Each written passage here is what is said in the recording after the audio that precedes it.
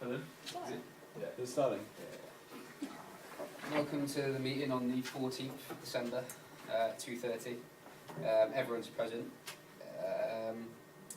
Basically, this is about leadership and culture. We're going to discuss 3 topics. The first being the relationship between leadership and culture. Has anybody got anything to say on that Yes, topic? I have. I've made a few notes actually. Basically, leadership is essentially a cultural activity because it's basically based on understanding the values, beliefs, and languages and rituals of obviously the people you're trying to lead. I don't know if you agree with that. I do. I think I would say that you find similar characteristics of a leader in each culture, but because of the cultural differences, those different characteristics that a leader possesses would be very different to, let's say, one in Asia and one in Europe or something like that. So what type of characteristics do you think that I'd say, like things that, an example would be the Western, like I'd say Americans, English and Germans are very punctual, and I'd say in Asia it'd probably be similar, but in Australia, for example, which is also Asia, it's not at all. I mean, that's like one of the least important factors. I mean, you've got people, if you rock up late to a meeting, it's not that big of a deal, so I mean, that's one thing. I mean, general, probably etiquette is another. I mean, I know in French and German it's a different way of like addressing superiors and whatnot, and that doesn't exist in the English-speaking language as much, but that's another thing that I'm sure exists in Asian-speaking languages as well. Yeah, just those kind of things I think are, characteristics that core characteristics Yeah. across? Well, just like maybe the culture. Yes, Harriet? I've finished. I will say something. Apparently the key function of leadership is the creation of organisational culture. And leaders can do this through culture embedding mechanisms. So things like role modelling, like how they react to crisis, how they promote and reward within the organisation, like all things, how they set like an organisational culture. So like the way that they are a leader and their characteristics like define the culture within the organisation. I think someone defined like culture as like the way we do things around there. I can't remember who it was, but like organisational culture is like the way the business does things. If you know what I mean. If you found a leader though, I think sometimes you find leaders who lack the leadership skills but try and amend the culture of an organisation instead. So if there's a new boss coming in, they'll try and change the culture rather than using their leadership skills to fit in with the existing culture. So Yeah, good shout. I think that can sometimes have a lot of turmoil with businesses, and a really good leader should be able to step into varying cultures and succeed on a similar level to how he has previously. I think a good example of that is in football when you get a new manager. Exactly that. Like you just change it to the way you want it, whereas like I don't know, for example, David Moyes coming and stepping in, it's not as good as Alex Ferguson. Is that his leadership skills, or is he changing the culture? Yeah. What's he doing that? Or Carla Fiorentini. They mentioned that as well in that article, didn't they? That she came in and just basically did everything the exact same way that she'd done it before, and it just didn't work at all, and she made a big mess of that. So yeah, but that just got me kicking into that article as well. It's true. I feel like a good point I got from the Jackson Pride article is like obviously culture culture's related to leadership, because like even if it's like gangs coming together to dispute over territory, or if it's just like a formal annual meeting, like culture mediates the way in which like groups come together, basically, and it can be in like completely different circumstances and stuff like that. Yeah. But, It's often like a good culture creates like a good environment, doesn't it? yeah. Yeah. If the culture's right, normally you get on well and stuff. But Yeah. And like civic leadership is something that's like co-produced by leaders like and followers, so it's like the employees as well, and like the culture does produce like the leadership to like go with it. certain cultures that are easier to lead in than others. For instance, the example you mentioned earlier with Alex Ferguson, after such a successful long era, people are going to question any leader that tries to come in to change that culture, even if it's the best thing to do sometimes. Yeah, I think that's what I think. I think it depends on the leader's ability or emphasis on culture. Like he might come in and say, "Oh, I'm not really bothered, so you guys can stay how you were," or he might just come in and say, "This is exactly how I want it done," which is both ways might be wrong. It's just I think it's important for him to place emphasis on culture firstly, and I think after that, how he goes about it is probably Do you think quite often people change things when there's no need? yeah.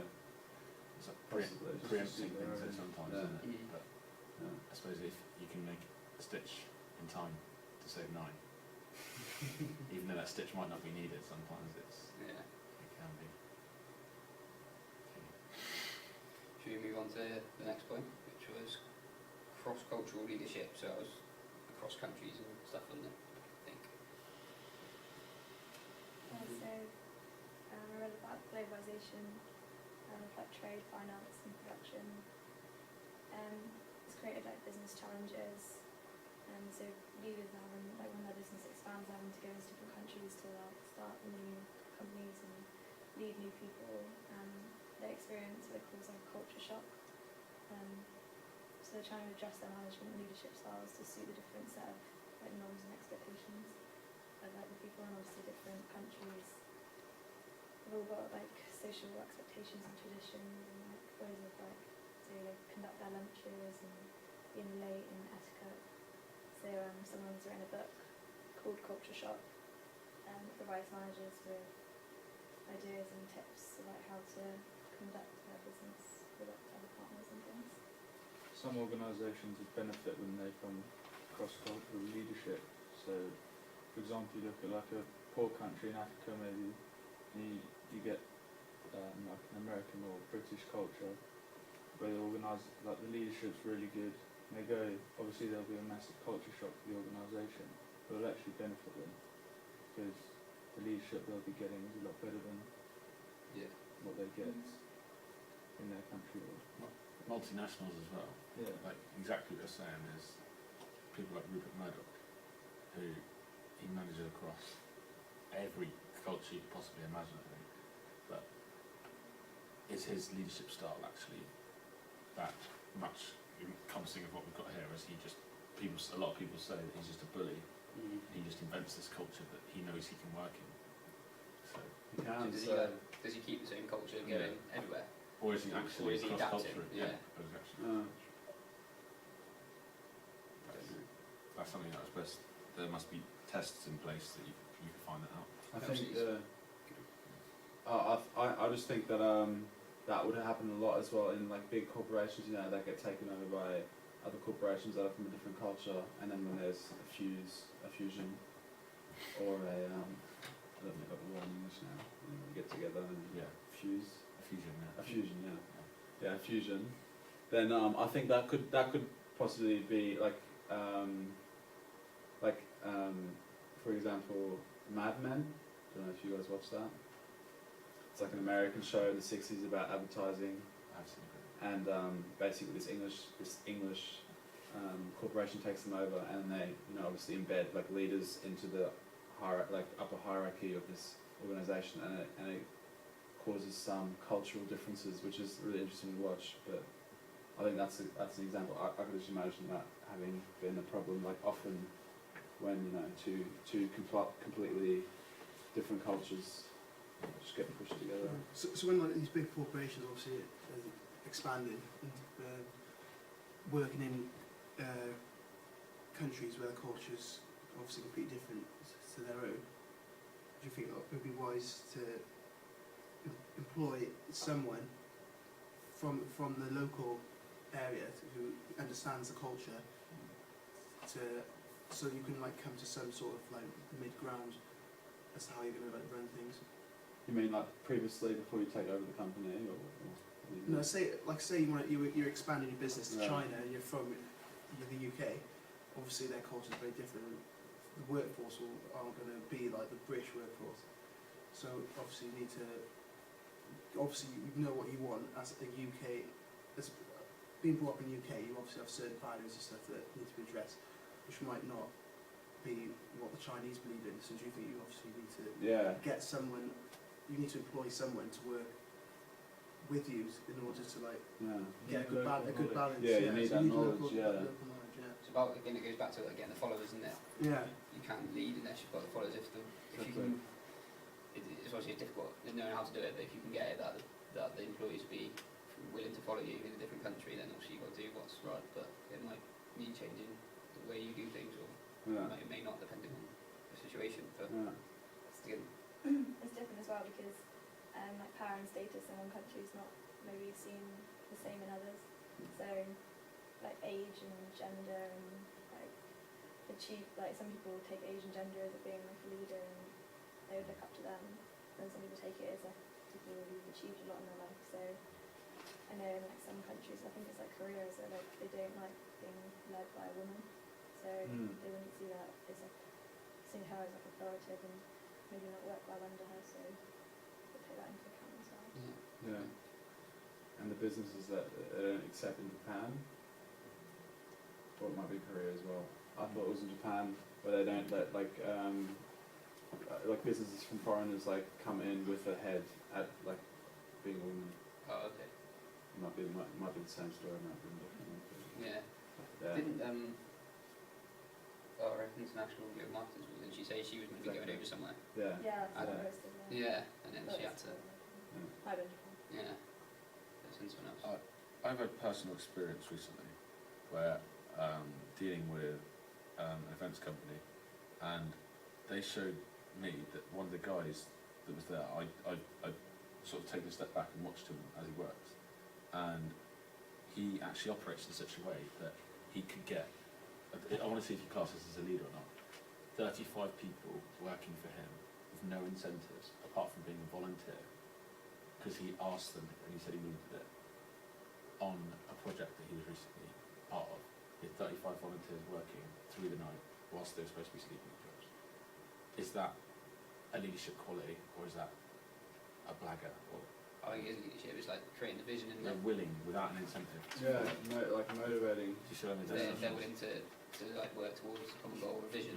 Then he's actually Yeah. selling it to them in the correct way. I think it is a leadership skill. Yeah, so is that like a sales? You're right. Is that a salesman? It's selling, but it is leadership because obviously it has strong leadership characteristics. Like, Selling yourself in a way is leadership, I guess, isn't it? Yeah, like just getting people to. So getting people to do what you want Yeah. is leadership, and that's what he's doing. I mean, 35 of them. that might be that's a bit of a contentious issue, isn't it? But I suppose it is kind of like That's the underlying. yeah. In the end, like the end result is what you want is like people as a leader to do. Are you doing? Are you getting them to do what you want, or are you doing what they want you to do? Because a lot of time, a follower will follow someone who's giving them something what they want, or is it Right. the fact that you're manipulating them, or are they following you? That's when. That's, It's Well, difficult, isn't it?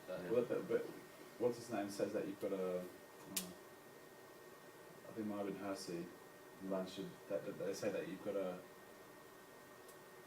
look at try and adapt like different characteristics of different people. So some people might want you to give them what they want and what they need, and some people might need a different way of being led and motivated into it. Is this still on a cultural point, cross-cultural point? yeah, Yeah. sorry, But I mean, went this off on a point- tangent a bit. Yeah. I think I went off on a tangent a bit, But it was a little bit different. But I mean, we're talking about Yeah. It's experience cross-cultural where- UK experience. but Yeah. where someone can, in a way, it's a different culture if you can get someone to do something for you. Maybe you can just say the Could guy you do was that? Indian, and then it would be a cultural. He was. He was. Well, then there you go. But, Yeah, yeah, but he's got be, this culture. but maybe that's just because he's very adept in one culture, but he might not be successful in another. Like, Yeah. for instance, as you were saying, would you get 34 Germans to do that, or is that not even relevant?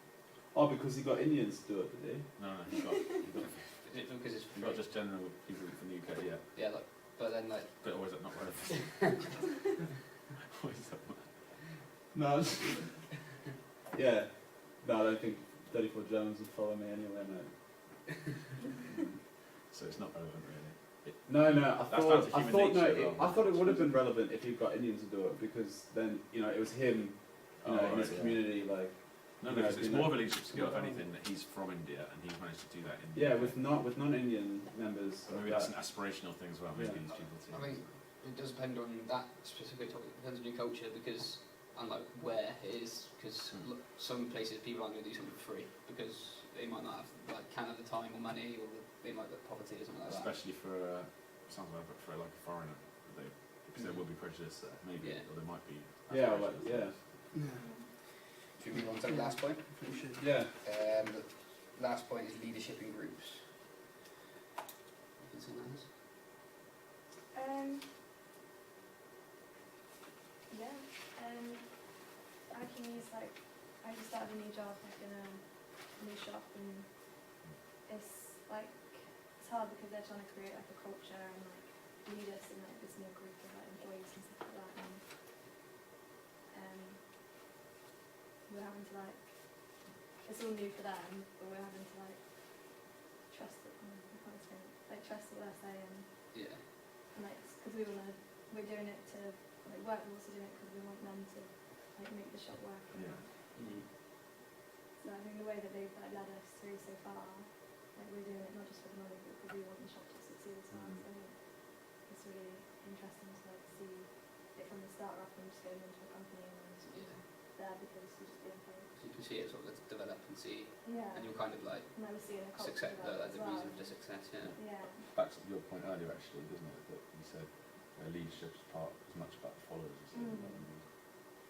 That's interesting. Yeah, well, the main points I got from the literature that we read was basically that obviously the leaders are the glue that hold people together within a society, and obviously leaders are in charge, and followers are people who are influenced by leaders, all within a group scenario.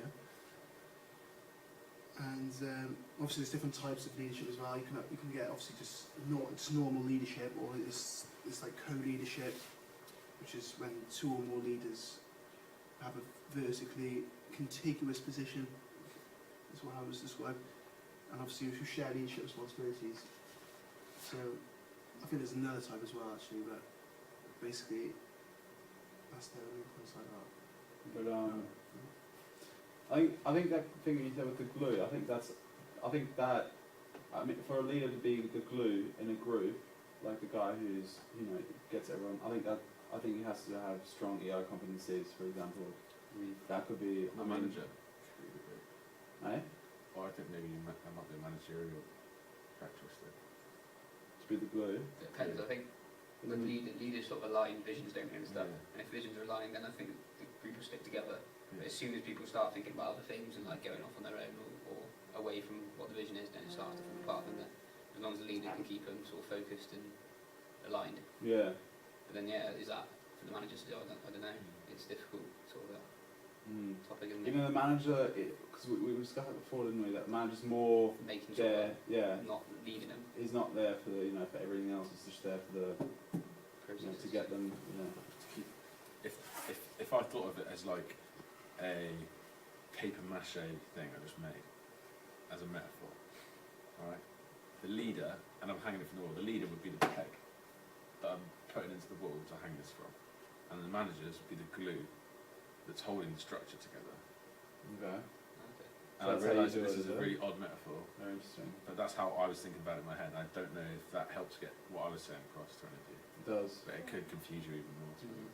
If I thought of a better metaphor, I would have said it. But But then you could say like, if the peg wasn't there, then it would just be smashed on the floor, wouldn't it? not a leader, yeah. Yeah. So Yeah. Yeah.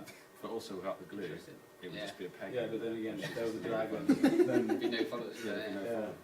So, and then you have to do, you But have then to see if it's winter time, summer time. But our you know. managers- There's the external factors that come in. Yeah. our managers followers at the end of the day. Yeah. So, And is this guy, what culture does he have? I mean, that's also very important.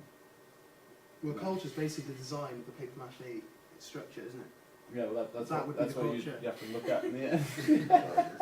It would do, wouldn't it? Right, I've taken this off on a tangent, Yeah. so I'm going to cut that off. And try I think we're. I'm sure we're That's my close fault. to. Yeah, That's should we 20 minutes. should we conclude on that then? Yeah, that was good. So thanks for the meeting today. Everyone have a good Christmas. And, we'll meet Christmas back, time, guys. Go skiing. meet back after Come Christmas. skiing. Good hustle. I'll do my flight.